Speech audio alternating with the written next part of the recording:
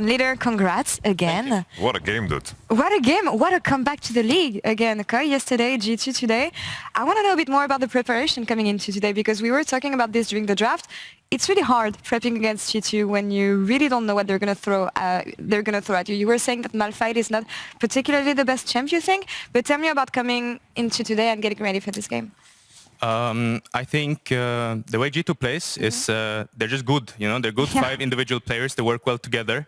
So they're like one mind, you know, so whatever they pick is going to work out against good teams, I would say. But if we just respect their timers and play to our strengths, our champion strengths, I think they're just going to lose because they're playing suboptimal champions. And you have to stay proactive, I think, also when you for sure. face a team like this. I have this kind of philosophical question to you, Leader, and I'm hoping that you can answer it the way I imagine you are as a player. In terms of League of Legends, what do you think is the most optimal way to play the game? If I ask you this philosophical question. I think people overthink League of Legends.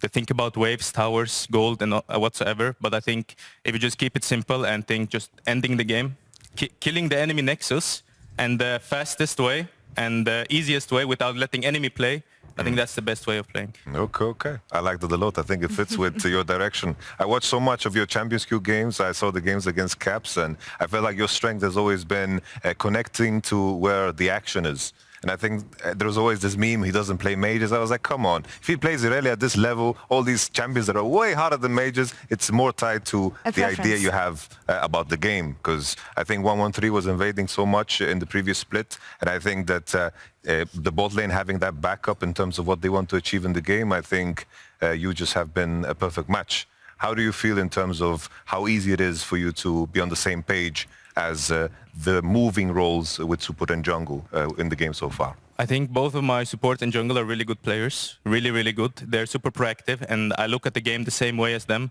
We always come to the same conclusion in reviews and whatsoever, and we agree on the way of playing. So, and I think one of my strengths, like even though people don't see that, is meshing well with different players.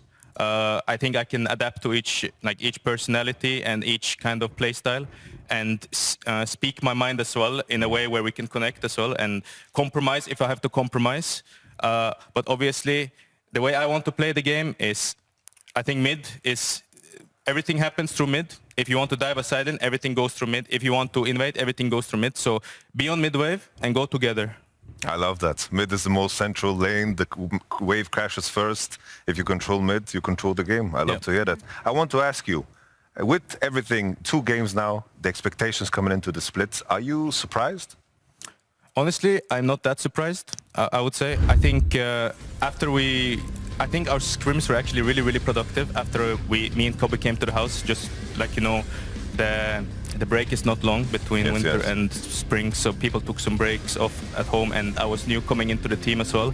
But after people were comfortable and confronting each other as well, so it was easy to talk to, and we easily solved the issues as well, all the problems. So it wasn't so surprising, I would say. I think we would have a better chance against G2 than any other team would have against them, because the way we play is reactive and proactive at the same time. So if they want to do stuff, we will do something as well back after that. We're just not going to sit there and scale and play on, like, obviously we play on our spikes and our tempo, but we use the small ones more.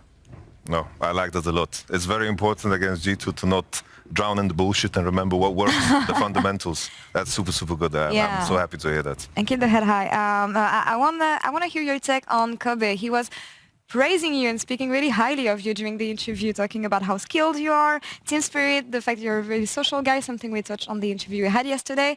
Your take on your AD carry, because we spent a lot of time talking about him in pregame and how he, even though he's a veteran, how he keeps on evolving as a player. But I want to have your take on this.